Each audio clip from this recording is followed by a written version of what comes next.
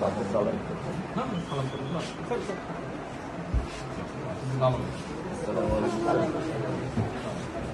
দেখতে পাবো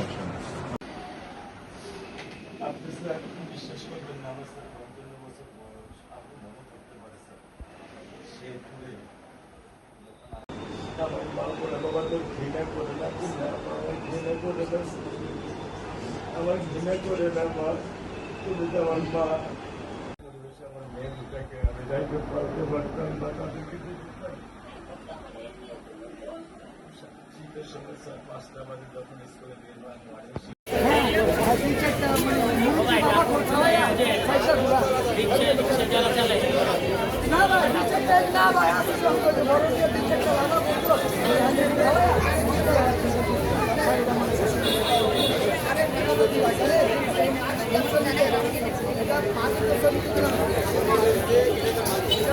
আতঙ্কিত হয়ে আছে। বাবা, তাদের আত্মরা এবং প্রতিবেশীর কাছেও তারা নিরাপদ না। এরকম জাহিলাতের সমাজ তো আমরা চাই না। রাষ্ট্রকে অতি দ্রুতই এই হত্যাকাণ্ডের বিচার করতে হবে। অপরাধীর ফাঁসি নিশ্চিত করে দৃষ্টান্ত উপস্থাপন করতে হবে, যেন আর কেউ ভবিষ্যতে এমন জঘন্য হত্যাকাণ্ডের সুযোগ না পায়। মহান আল্লাহ আমাদের উপর রহম করুন। আসসালামু আলাইকুম ওয়া রাহমাতুল্লাহি ওয়া বারাকাতুহু।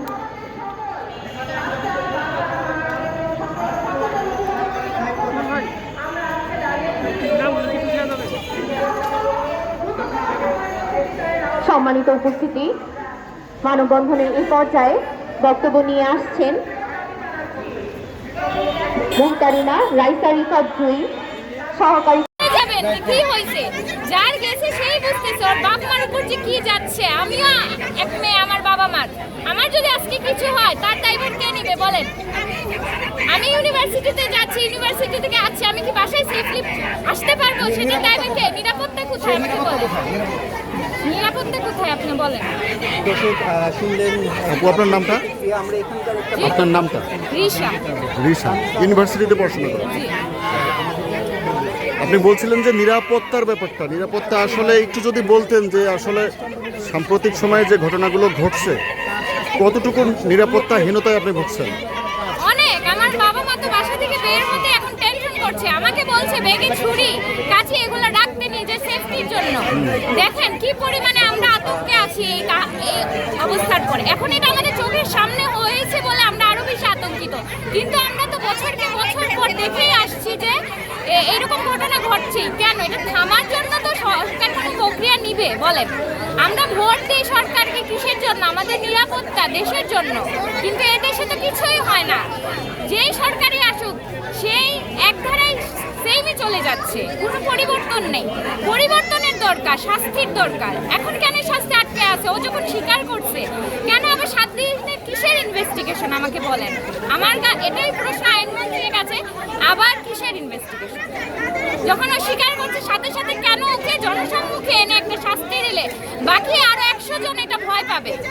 শুধু শাস্তি না, দৃষ্টান্তমূলক শাস্তি। হ্যাঁ, এটা দৃষ্টান্তমূলক শাস্তি হওয়া উচিত। তার স্বীকৃতি অনুযায়ী তো আদালত তাকে জেলে পাঠাইছে। হ্যাঁ, সে তাকে তো রিমান্ড দেওয়া হয় নাই। তাহলে তার বিচার দ্রুত 48 ঘন্টার মধ্যে তার বিচার হওয়া দরকার, এবং মহামান্য আদালতের উচিত যে তাকে জনসম্মুখে ফাঁসির আদেশ দেওয়া এবং ফাঁসি জনসম্মুখে কার্যকর করা উচিত। তাকে জেলে পাঠানো হয়েছে। কেন তাকে জেলে পাঠালো? আবার কেন ইনভেস্টিগেশন এক সপ্তাহের জন্য? এক সপ্তাহ তদন্ত। আপনার নাম কি? আমার নাম হাদি বাড়ি। হাদিব আলী। হাদি বাড়ি।